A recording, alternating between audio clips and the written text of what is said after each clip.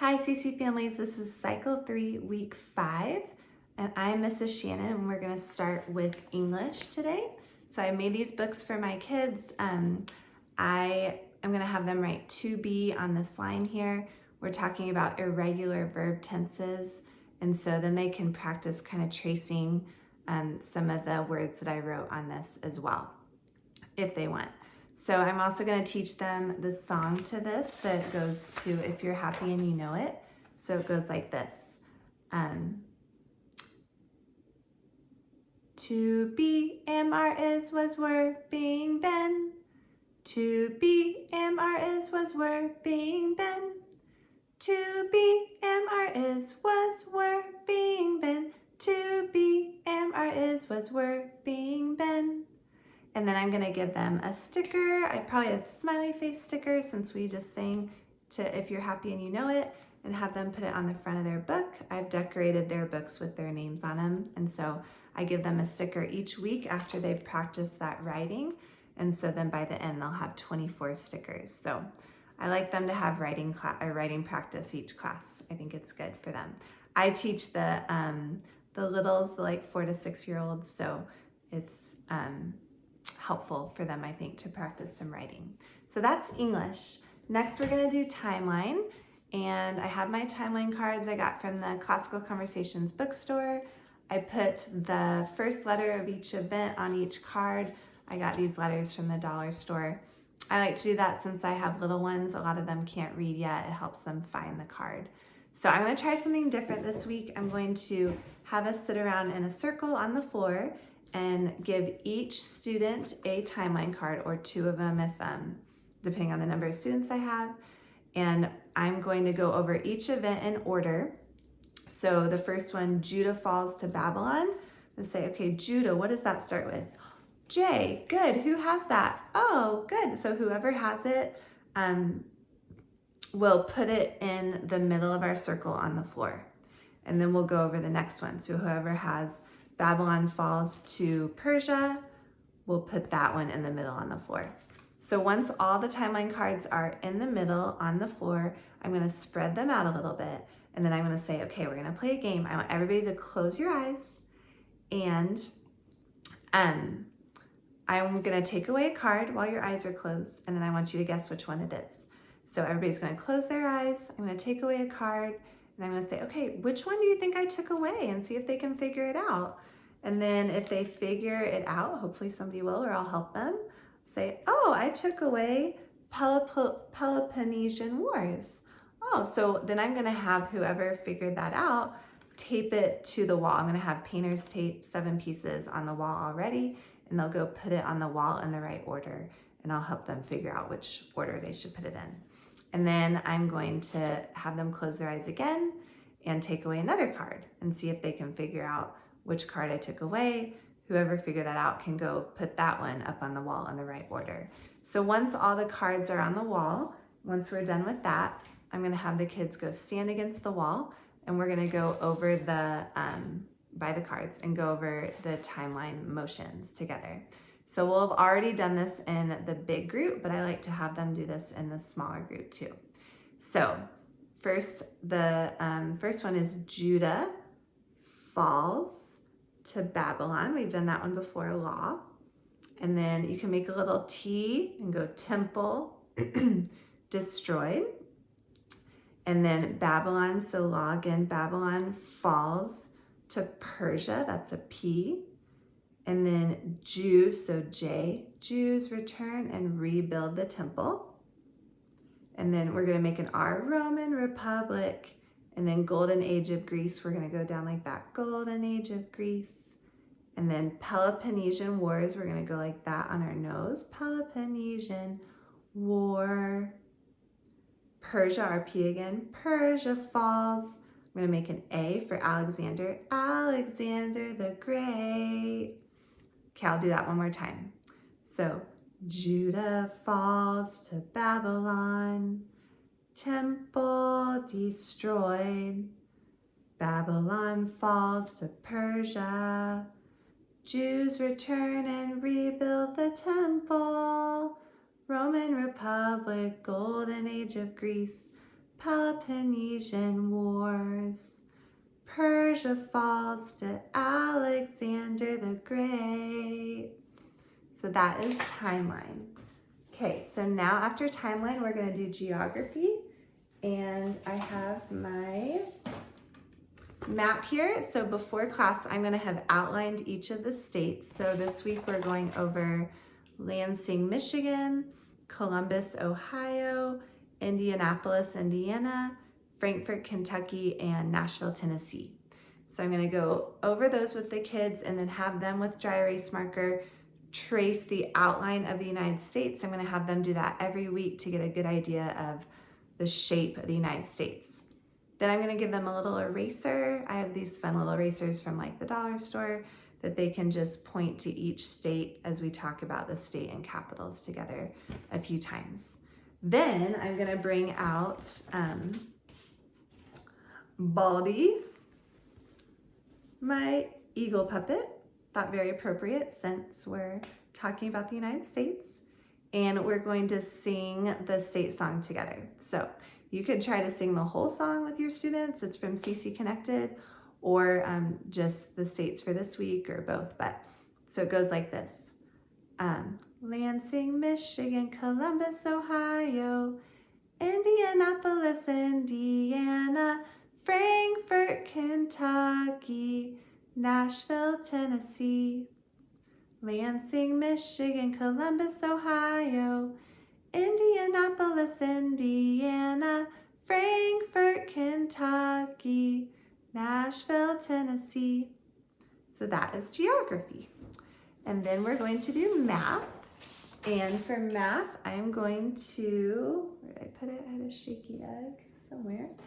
Let's see if I can find it. So I'm going, oh, there it is. I'm gonna use these shaky eggs and we're gonna go over the nines. So first I'll probably do it without the egg and just kind of go through the nines with them. And then I'm going to give them the shaky egg and we're going to sing the nines together. So like this, 9, 18, 27, 36, 45, 54, 63, 72, 81, and 90, 99, 108, 117, 126, 135.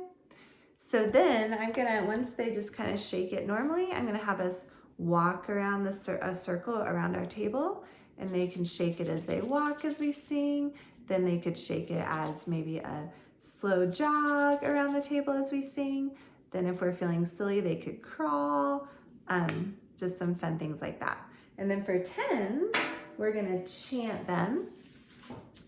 So 10, 20, 30, 40, 50, 60, 70, 80, 90, 100, 110, 120, 130, 140, 150. And I'm going to have them turn to the person next to them. And instead of doing a high five that we did for fives, I'm gonna have them do two hands for 10. So 10, 20, 30, 40, 50, etc. And then I'll have them turn to the other person on the other side of them and do it, and then maybe another person. So that's how we'll do tens. So that is math. For history, we're gonna do silly words again because I love that and they love that. So I'm gonna read this history sentence to them first the normal way. So in 1789 in New York, George Washington was granted the full powers and responsibilities of the presidency by the US Constitution. And then I'm going to say, okay, I'm going to try to read it again. But, if I read something wrong, tell me, correct me if I'm wrong. So in 1798 in the North Pole, and they'll be like, Miss Shannon, it's not North Pole. Oh, what should it be? Oh, in New York. Oh, thank you. Okay, I'm going to try again. See if I can read it right this time. In 1798 in New York, George Winnie, Miss Shannon, it's not George Winnie, it's George Washington. Oh, okay, sorry. Okay, I'm gonna try again. So you get the idea. So each time I'm gonna read it correctly until I hit the next silly word. So instead of full powers, I did superpowers. Instead of responsibilities, I did swimming. Instead of presidency, I did piracy. And then instead of US Constitution, I did US continents. So you could do any silly word you want, but it's really fun. And then I'm going to share with them a fun fact that George Washington actually did not want the United States to have political parties, but during his second term, people started to form them anyway. And then two major parties, as you know, emerged. So that might be more for the parents, but just kind of a fun fact. Okay, next we're going to do Latin, and I have my little squirrel here, but he only speaks Latin. He doesn't speak English, so I need to teach him the English. These are little fortune tellers. They're different animals I got from Etsy. I'll link below where I got them. I paid a few dollars, but they're really cute, and I think the kids will really like them. So I'm going to teach my little squirrel the English. So he's going to say the Latin, facta sunt, and I'm going to teach him the English, were made. Oh, okay. And then factum est, was made. Oh, okay.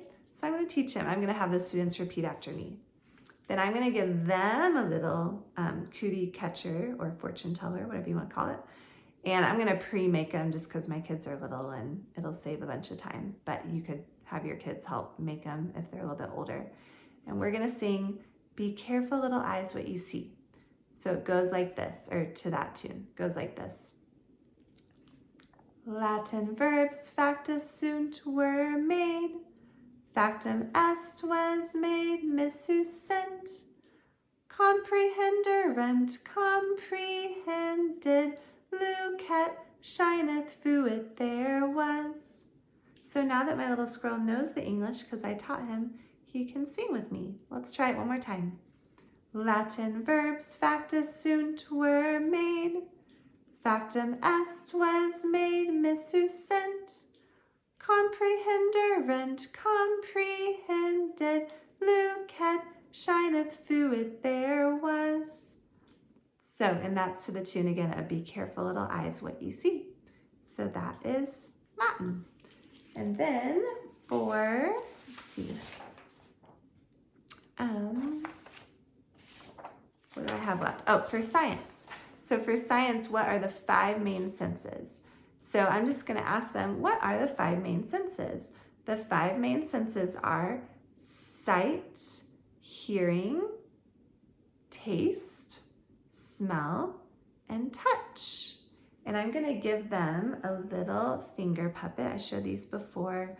I just got these from Amazon. I'll link below where I got them, but there's a bunch of different kinds. And I'm going to have him help me touch each sense as we say them. And I'm going to give each student a different one.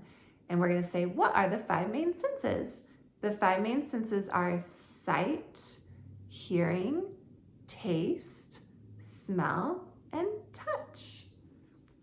And I have a coloring page for both science and history. This is from Etsy. I'll link this below. Love her stuff.